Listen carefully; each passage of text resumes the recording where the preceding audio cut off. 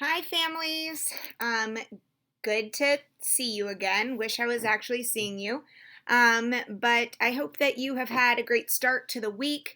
I just wanted to chat with you briefly and give you some updates to make sure that you've got everything you need for you and your scholar to have a successful virtual school week. So, you should have all received an email from me yesterday that outlined your student schedules for this week, as well as information about Google Classroom and the ways that your child can log in and get support from their teachers. So I want to just kind of review those things. And then what I would ask is if you're watching this on Facebook, that you respond in the comment feed just about things that have worked and things that haven't so far this week so that I can help problem solve.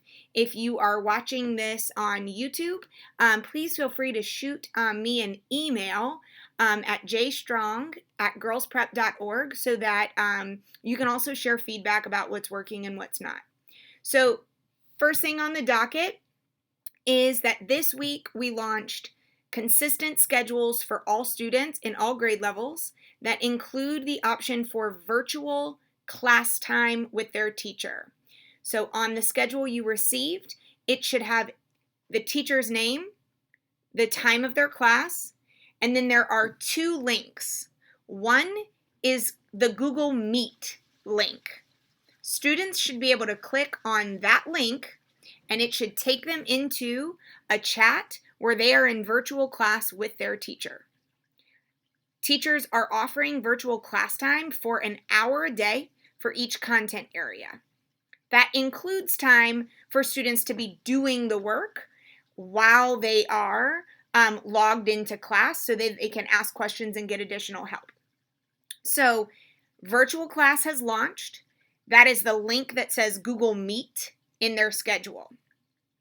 So far, our numbers have varied for attendance in virtual class. In sixth grade in particular, we've got attendance that's pretty consistently in the 30s, so about 30 students a day showing up. In fifth grade, it's a little bit less right now, but it was definitely higher in day two, with attendance ranging from about 12 to 20 students coming during that class time. In seventh grade, it's varied quite a bit by content area. So some groups have had classes with 20 or so students showing up. Some have had fewer. We had one or two that were in the 30s, close to 40, which is great. In eighth grade, we have had similarly like a lot of variance. So I'd say sixth grade holding it down most consistently with attendance right now in virtual class. Just a reminder, it's not mandatory that students attend virtual class. They're not getting counted absent from school if they can't log in at that time. It's really meant to be a support, and it is one way that we can, measure a student's engagement with work during virtual school. So that is virtual class time. They have 1 hour a day for all of their classes that they can log in with the Google Meet link that is in their schedule.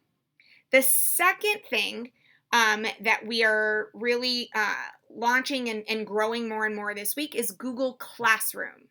So on the schedule, you've got your Meet link. That gets me in virtual class. Then I've got my Google Classroom link. That allows students to log in to their teacher's virtual classroom. That's where they're going to be posting assignments in addition to on the website. They are able to post a question for their teacher and the teacher can reply with an answer. They're able to submit written assignments there, much easier than through Elluminate. So Google Classroom is also going to be the primary platform where students get feedback on their work. So know that your child should have access with a code that their POC helped them log into, so they should already be able to access Google Classroom. Next week, we'll be offering some parent resources and parent trainings so that you can log in and know how to navigate that if you want to see what your scholar is doing and to see the feedback on their work. So, one, consistent schedules, virtual class, you have the link. Second thing, Google Classroom. They can go on, interact with their teachers, post questions, get answers, submit written assignments. Google Classroom. The third thing that is launching this week are small group instruction, or is small group instruction, excuse me. So if your student has an IEP and receives mandated services, this week they are going to start to receive those with one of their teachers. So your scholar should be getting an email from that teacher that says exactly what class period they're going to be meeting with them in small group. This is probably your child's POC. We tried to make it so that whoever pulled them in small group was largely their point of contact, but that didn't work out exactly that way for every scholar.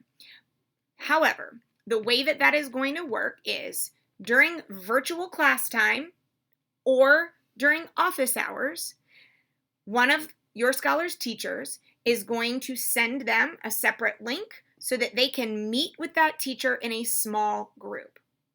All that your student needs to do is log into virtual class using their link, and once they're there, if it is their time for small group, their teacher will say, hey, here's the link for small group, click it, let's go over here. Sounds crazy and complicated for all of us that have never been online learners. For the student-facing interaction, it's really simple. If you have questions about small group, reach out directly to your child's point of contact. They should be able to talk to you about exactly what's going to happen and exactly your child's schedule. They'll be receiving small group instruction for an hour, so 2 30-minute blocks every day of the week in order to give them additional support. If they receive counseling or related services, those are also going to start happening for your scholar remotely, and there will be more information to come about how that is going to launch in the next week. So small group instruction this week, related services in the weeks to come. I know that that was a lot of information. I should have started by saying the real theme for this week, as one of my fellow principals told his families, is empathy. I know that this is challenging. It's a challenging adjustment for students. It's a challenging adjustment for families.